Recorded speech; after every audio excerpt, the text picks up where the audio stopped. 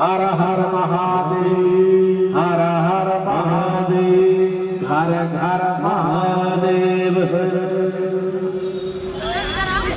एक दिन भोले बाबा विचार करने लगे पार्वती मैया से। बोले पार्वती जी, बोले क्या?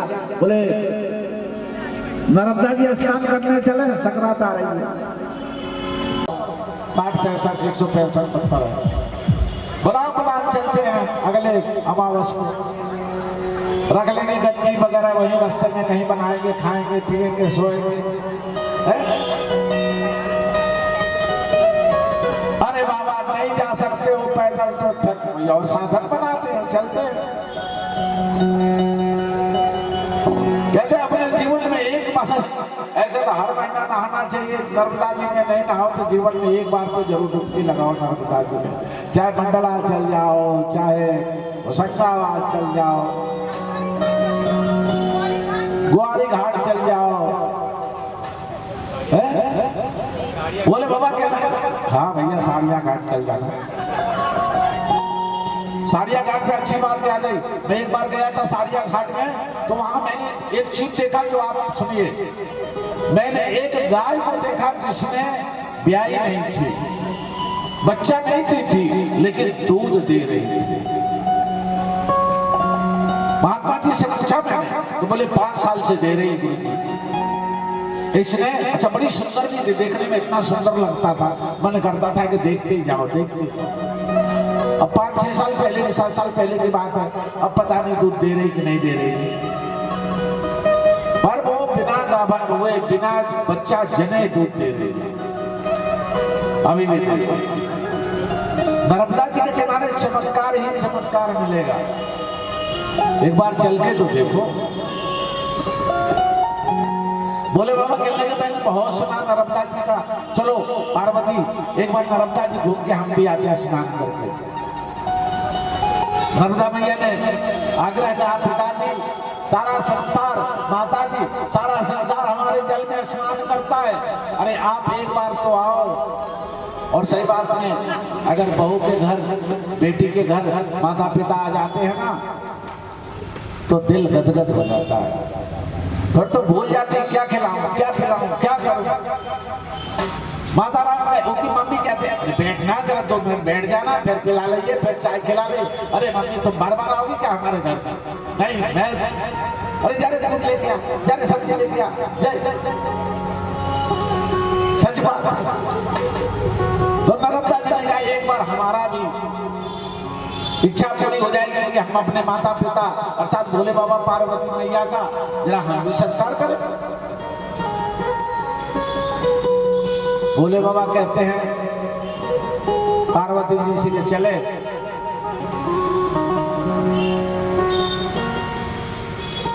मैया ने कहा चलो कब चलना है? भोले बाबा कहने कोई मुहूर्त निकालना पड़ेगा क्या? पूर्णमासी आ रही है, पूर्णमासी बोले स्नान करेंगे। संक्रांत आ रही ना, संक्रांत में स्नान करेंगे। संक्रांत में सारी नदियां आकर के नर्मदा जी में स्नान करती हैं भैया। सारी नदियां पवित्र होने के लिए नर्मदा जी में आती हैं।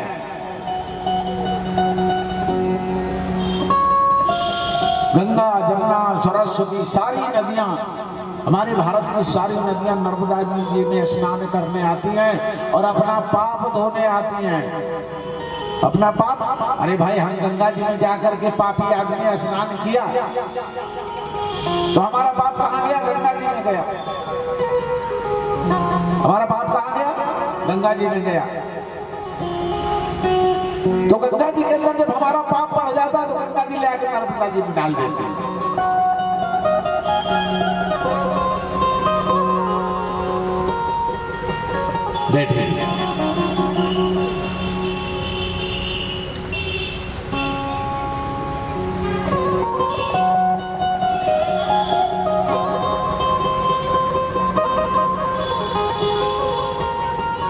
तो सारी नदियां जब वहां पाप लेकर के पहुंचती हैं, बैठ जा तो कहने लगे महाराज नर्मदा जी गौरा भैया कहने लगी कि सुनो भोले बाबा चले। भोले बाबा कहा पहले तुम भांग पिलाओ तब हम जाएंगे। कभी कभी बाबा नाराज भी हो जाते हैं। बोले बाबा होता है, आदमी होता है, पत्नी पे पत्नी होती है, आदमी पे होता है, तो वो भी तो पति पत्नी है ना। जब पत्नी देखते कि पति हमारी बात नहीं सुनता तो थोड़ा सा नाराज होती है, और पति सोचता कि पत्नी नहीं सुने तो वो भी नाराज होता। बोले बाबा नाराज हो गए, नाराज मत हो, चलेंगे। बोले तिल का लड्डू बना लो, और गाय गाय का लड्डू बनता है, सेब का लड्डू बनता है। आई गरीब तो सबके घर में बना होगा, सब लोग लड्डू बनाए कि नहीं? अच्छा, कुछ लोग तो ऐसे धीरे से सर हिला रहे जैसे हम मान नहीं रहे हैं। अरे भैया अब हम मान लो दिन नहीं घर पहुंचे कोई, पहले ब्राह्मण लोग सबके घर में जा करके लड्डू मांगते थे, ब्राह्मण लोग देते थे, सब जजमान देते थे। अब ब्राह्मण कोई घर नहीं जा रहा तो फिर भैया लाई लाई के चढ़ा दो यहीं पे। ये खत्म हो गए, अभी कहा महाराज पकड़ नहीं खत्म होने वाला। बढ़िया सुंदर लड्डू बनाई मैया ने। नंदी से कहा नंदी तैयार हो जाओ। नंदी कहा हम तो तैयार हैं महाराज। अरे बोले नहा धो ले बढ़िया। नंदी भी गया बढ़िया तालाब में नहाया, सरोवर में। अब बढ़िया श्रृंगार किया नंदी। भोले बाबा भी आज सज रहे हैं। भोले बाबा कहने लगे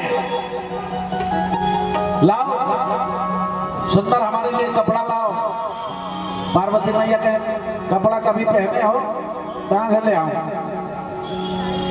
कहां से लाऊं कपड़ा में? नाराज हो गए। भोले बाबा बैठ गए। बोले हमारे लिए कपड़ा लाओ, भोजन कराओ, तब हम चलेंगे, भूखे नहीं चलेंगे। मैया ने कही कहाँ का भोजन, कहाँ का कपड़ा, कहाँ का? अरे कैसे मैं अब इतने में आ गए सहेलियां। बोले भोले बाबा काहे नाराज है? बोले तेरे भोले बाबा की आदत है नाराज होने की। कभी कपड़ा पहने नहीं, कपड़ा मांग रहे हैं, भोजन करे नहीं, भोजन ही मांग रहे हैं। कैसे? तो कहे सुनो कैसे मैं शिव को मनाऊं, बोले मानत नैया, कैसे मैं उनको मनाऊं।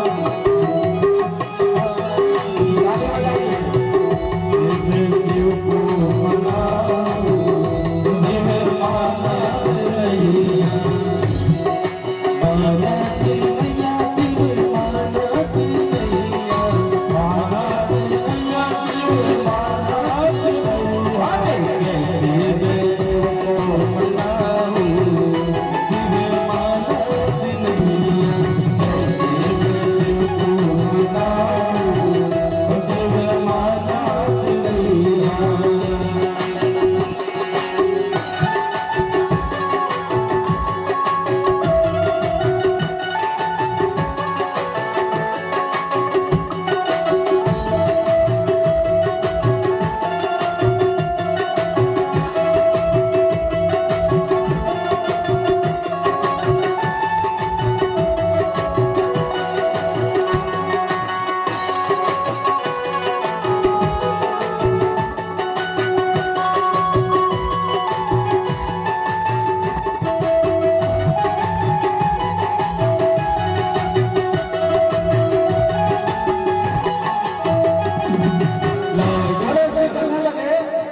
गणेश जी कहने लगे क्यों माता जी हमारे पिताजी इतने वो है? बोले क्या?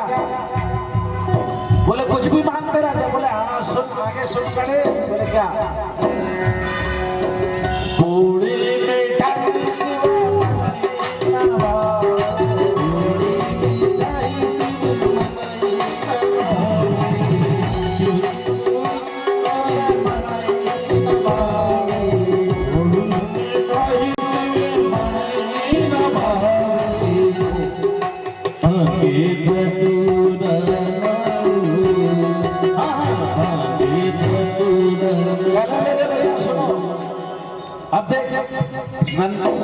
गणेश तेरे पापा बड़े उल्टे सीधे आदमी हैं, दुनिया पूरी मिठाई खाती है जो उल्टे सीधे खाते। गणेश जी कहने लगे क्या खाते हैं? पूरी मिठाई सिवा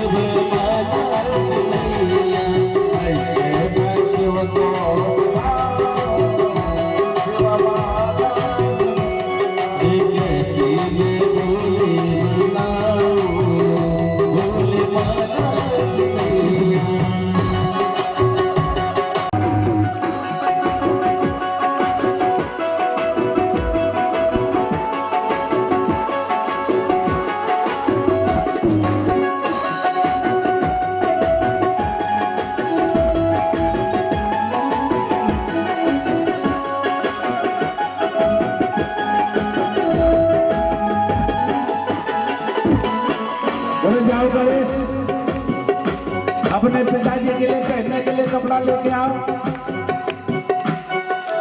अब गणेश गए तो ले आए धोती कुर्ता उठा के। गौरा मैया कहने के पगला गया, ये तो कभी नहीं पहनते। कहाँ पहनते? साला तो साला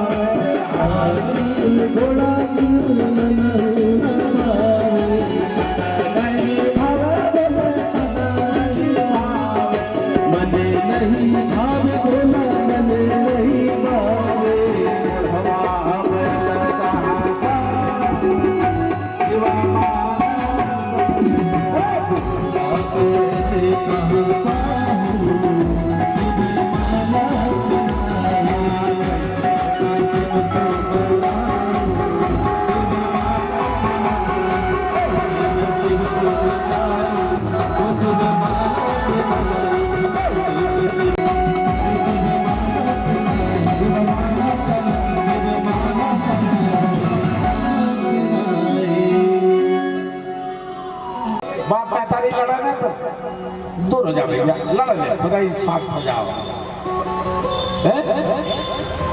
गणेश जी उठ के चले गए। बोले बाबा कहना हो गई मन की है, हमारे लड़के के सामने हमारी बेइज्जती करवा दी। बोले हम क्या बेइज्जती कराए? बोले गौरा जी ने कहा चल रहे फिर और कुछ करे। बोले बाबा कहने का जल्दी चलो। नंदी आया। बोले नंदी एक काम कर, ये हिमालय की पुत्री है ना, इसके पैरों में कंकड़ कट जाएंगे पार्वती के। एक काम कर, पार्वती जी को बिठा ले, मैं पैदल चलूंगा। नंदी बाबा ने कहा क्या महाराज हमको इतना कमजोर समझ रहा है, तुम दो ही बैठ जाओ हमारे ऊपर। गौरा जी ने कहा एक काम करो नंदी, तुम इन्हीं को बिठा लो, मैं पैदल चलूंगी। नंदी कह रहे हैं क्या करूं? भोले बाबा कह रहे हैं गौरा तुम बैठ जाओ। गौरा कह रहे हैं भोले बाबा तुम बैठ जाओ। बैठ तो ही नहीं रहे हैं, बस एक दूसरे को बैठाल रहे हैं।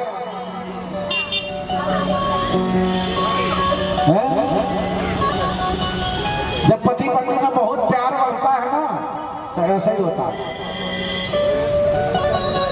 भोले बाबा ने कहा अच्छा ठीक है बैठ जाओ, ज्यादा नखरे मत मारो, बैठ जाओ। पार्वती जी बैठ गई और चले। भोले बाबा पैदल पैदल जा रहे हैं, पार्वती जी भाई नंदी पे बैठी को टेक टेक टेक टेक चली जा रही हैं आगे। एक गांव पड़ा आगे चल करके, नर्मदा जी आंकड़ा है ना, एक गांव पड़ा, कुछ बाइयां पानी भर रही थी, पहले कुआं चलता था ना, कुछ पानी भर रहे थे। तो बाइया ने देखी, अरे देखो क्या होता है ना, माताएं, पहले तो कुआं होता था, माताएं भरती थी और सारी बातें कहाँ करती थी, जहाँ पानी भरते थे वहीं करती थी। अभी भी नर्मदा किनारे जाओ, वहां जाएंगे कपड़ा धोने तो देखो फिर इकट्ठे हो गए, चाहे चूल्हे पर दाल जल जाए, चाहे चावल जल जाए, चाहे सब्जी जल जाए। एक भैया अपने पत्नी को लिवा के ला रहा था गांव से, कब पढ़ी लिखी थी बेचारी, अपने पत्नी को लिवा के ला रहा था, वो आगे आगे चल रहा था। देखो मायके जाती है लड़की ना, तो पत्नी आगे होती है, पति पीछे रहता है, सोचा था कब जल्दी पहुंचे। और जब ससुराल जाती है ना, तो पत्नी पीछे रहती है, लड़का आगे रहता है, जान का मन नहीं कर रहा। तो वो लड़की से, लड़का था आगे, तो किसी ने पूछा, वो लोगों ने, पानी भरने वालों ने, भैया ये कौन आ रही है तुम्हारे पीछे पीछे? तो शहर का था, पढ़ा लिखा, सोचा थोड़ा और इंप्रेशन मारूं, तो उसने कहा कि हम हस्बैंड नहीं लेंगे, ये हमारी वाइफ है, अंग्रेजी में बोला। पत्नी ने सुनी, गांव वाले समझे कि नहीं समझे, वो तो मुंह जाने बेचारे। अच्छा अंग्रेजी बोल रहे हो, चलो आगे देखते हैं। आगे गए तो फिर कुछ बाइयां मिली, तो इस बार लड़की से पूछा भाइयों ने, काय बे है, ससुराल जा रही हो? बोली हाँ। ये कौन जा रहे हैं आगे? कई बार देवर भी ले जाते हैं, देवर के साथ भी जाना पड़ता। ये कौन है तुम्हारे आगे आगे चल रहे हैं? तो लड़की ने सोची कि यही अंग्रेजी बोल सकते हैं कि हम भी पढ़ी लिखी हूँ। बोली, अब वो भी अंग्रेजी में बोली, क्या बोली? ये हमारे हेड पंप हैं, हम इनके पाइप हैं। हस्बैंड ने बेचारी हेड पंप बोल दी, वो वाइफ के पाइप बोल दी। ऐसे ही बोले बाबा से लोगों ने, औरतों ने पूछी वो मैया से, मैया बैठी ना ऊपर, अब एक गांव पड़ा, तो कुछ माताएं मिली पानी भरते हुए कुआं पे। बोली ए बहन कहाँ जा रही है? जरूर पूछेंगे माताएं। बोले नर्मदा जी जा रही हूँ नहाने के लिए, मकर संक्रांति में। अच्छा ये कौन है जो तुम्हारे पीछे पीछे चल रहे हैं घोड़ नंदी के पीछे? बोले हमारे पतिदेव हैं। पतिदेव हैं यहाँ? अरे भाई तुझे लज्जा नहीं लग रही? काहे के लज्जा? बोले बता, तेरा पति पैदल चल रहा, तुम बड़े बेला में बैठ के चल रही है। अरे पति परमेश्वर होता है, पति को बेला में चलना चाहिए और तू बेला में बैठ के जा रही है। लज्जा नहीं आ रही? चिल्लू भर पानी में डूब मरती तू। पार्वती जी की गोसाई कूद के नीचे खड़ी हो गई। बोले बाबा क्या हो गया? बोले हम नहीं बैठे, हम बिल्कुल नहीं बैठे, हम नहीं बैठे, तुम ही बैठ जाओ।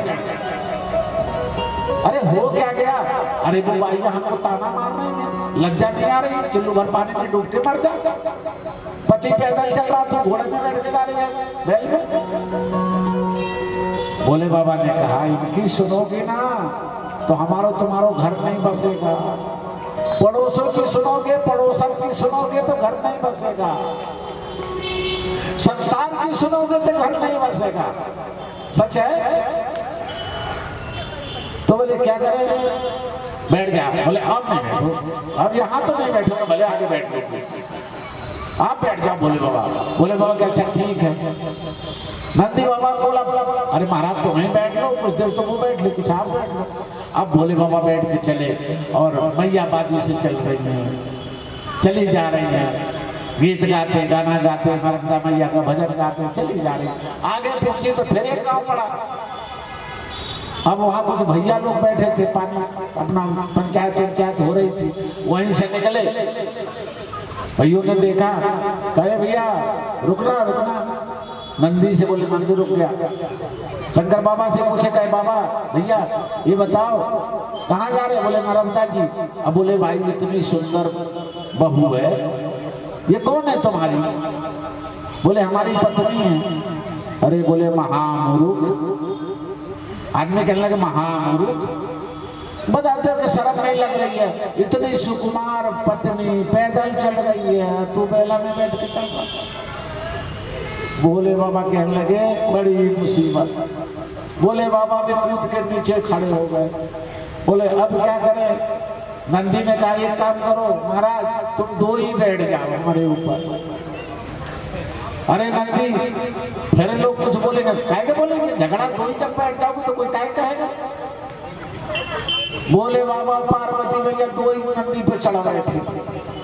नंदी कहा रे खाए पिए बड़े तगड़े लग रहे हैं, वहां भी वजन ज्यादा लग रहा है। फिर भी नंदी बेचारा हिलत डोलत पहुंचा आगे। इतने में कुछ फिर मिले मनुष्य, कुछ आदमी कुछ पुरुष मिले। बोले भैया कहाँ जा रहे हो? बोले नर्मदा जी स्नान करने जा रहे हैं। तो बोले ये बैल तुम्हारे ही है जो मांग के लाए हो? बोले क्यों? बोले तुम्हारो हो तो दो ही ना बैठते, मांग के उधारी में लाए इसलिए दो ही बैठ गए हो। अरे एक बैठते तो चल जाता। बताओ, ये भी तो जीव है, कोई पत्थर का नहीं है। दो ही बैठ गए हो, शर्म नहीं लग रही तुम लोग को? अब भेष बदले थे तो कोई पहचाना नहीं। दो ही पार्वती जी शंकर जी दो ही कूद गए नीचे। अब बोले तुम पार्वती तुम बैठ जाओ। पार्वती कहते मैं नहीं बैठू। बोले बाबा तुम बैठ जाओ। बोले बाबा कहा मैं भी नहीं बैठू। आइए हमारे साथ मध्य प्रदेश संत पुजारी संघ के पदाधिकारी लोग पधार रहे हैं। हमारे सुनील तिवारी अध्यक्ष साहब, हमारे वाजपेयी जी संगठन मंत्री, और हमारे भैया विनोद तिवारी जी मध्य प्रदेश उपाध्यक्ष। ये पीली टोपी वाले आ रहे हैं, हमारे प्रवक्ता जी मध्य प्रदेश संत पुजारी संघ के। राधे राधे, बैठिए। और राजेश भैया को सब पहचानते हैं, ये हमारे प्रभारी जी हैं मध्य प्रदेश संत पुजारी संघ के। महाराज जी लोग बैठो। नंदी पे आए क्या पैदल आए? बैठो बैठो।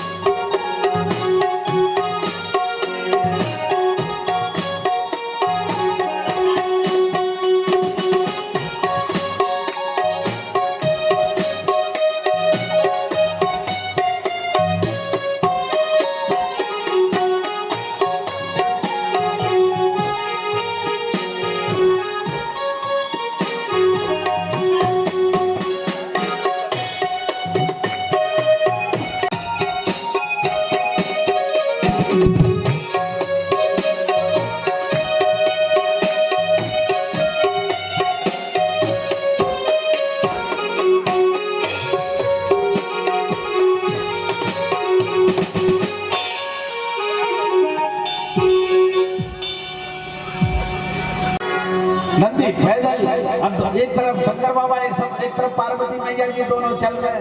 बीच में नंदी बड़ा खुश है, ये कब से वहां आराम को मिला मुझे। तो भैया नर्मदा जी पहुंच गए दोनों। नर्मदा जी में स्नान करने लगे। बोले बाबा ने कहा कि पार्वती पति पत्नी को एक साथ नहाना चाहिए, पति पत्नी को एक साथ नहाना चाहिए हाथ पकड़ करके। कोई तीर्थ में जाइए, अब हमारे जिनकी पत्नी नहीं वो सोच रहे हैं मैं कहां से ले आऊं, महाराज तो कह रहे हैं एक साथ नहाना चाहिए। तो भैया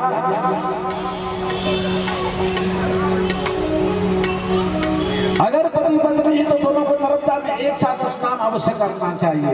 जैसे जमुना में भाई बहन एक साथ स्नान करते हैं, उसी तरह गंगा में, सरजू में, नर्मदा में पति पत्नी जाए तो एक दूसरे का हाथ पकड़ के स्नान करें। और एक पत्नी तो ऐसी थी कि कभी अपने पति के साथ जाता ही नहीं, कभी नहीं, स्नान भी करने नहीं जाती थी।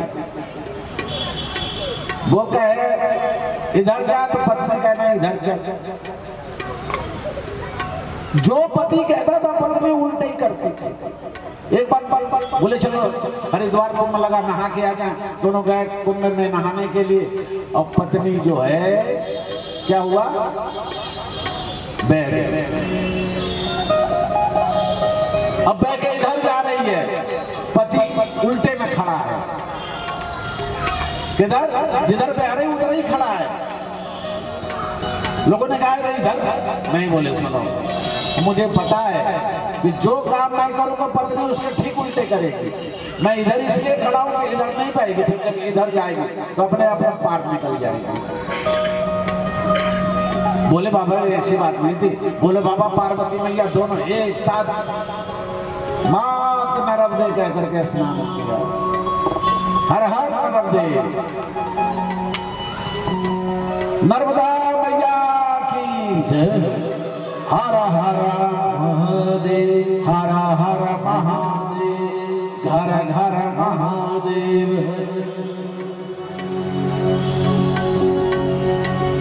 तो नर्मदा जी के जो परिक्रमा करता है 3200 किलोमीटर, अगर आप गाड़ी से जाते हो, अपने गाड़ी से जाते हो, बस से जाते हो तो 3200 किलोमीटर पड़ता है।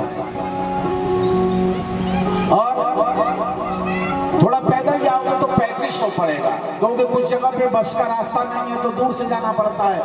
थोड़ा इधर से जाओ उधर से जाओ। और जो पैदल जाते हैं बिल्कुल किनारे किनारे जाते हैं।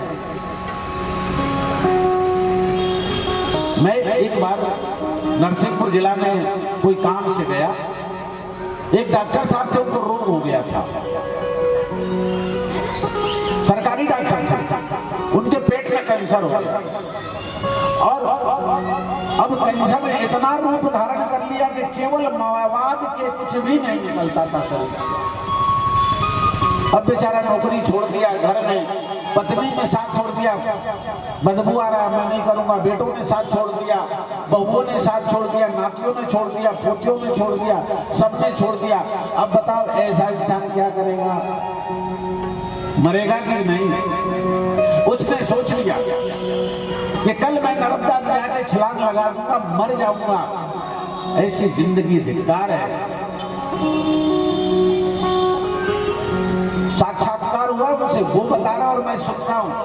बोले महाराज जी मैंने सोचा कि कल मर जाऊंगा और कल सुबह हुआ, मैंने किसी से नहीं बताया। और हमारे यहाँ से 2 किलोमीटर दूर नर्मदा जी हैं, वहां तक जाने में हमको 2 दिन लग गया। इतना बीमार था कि 2 किलोमीटर हम 2 दिन में पहुंचे। नर्मदा के किनारे पहुंचा, सोचा कि अब अपना प्राणांत कर दूं। नर्मदा से कूदने ही वाला था नर्मदा जी के अंदर मरने के लिए। इतने में 4-5 साधु आ गए और आकर के उन्होंने कहा अरे भैया रुको रुको रुको, क्यों मर रहे हो, रुको रुको रुको रुको, मरो मत।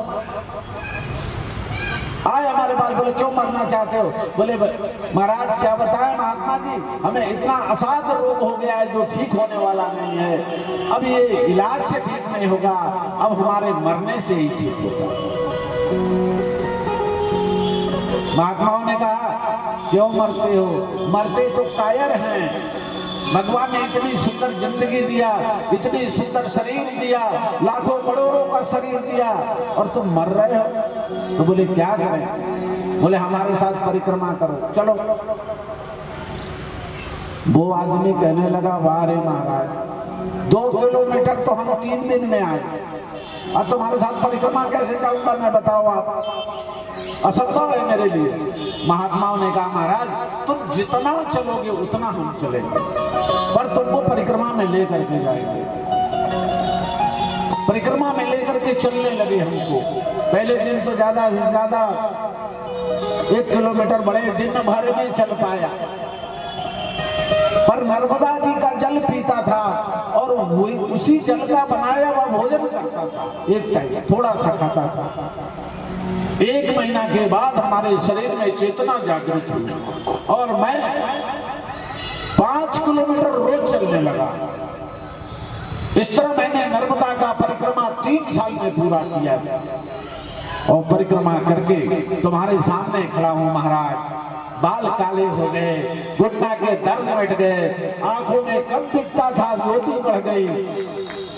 ऐसा है नर्मदा जी का जल। उस व्यक्ति ने जब मुझे बताया ना तो मुझे भी बहुत आश्चर्य हुआ। तो भैया नर्मदा का जल नहीं है, नर्मदा का जल अमृत है। जो नर्मदा के किनारे, इसलिए मैं कह रहा था ना कि ज्यादा नहीं तो साल में 1 बार नर्मदा जी में स्नान करो, 1 बार नहीं करो तो साल में 2 बार 3 बार नहीं कर सकते तो 1 बार तो जरूर करो। संक्रांत में चले जाते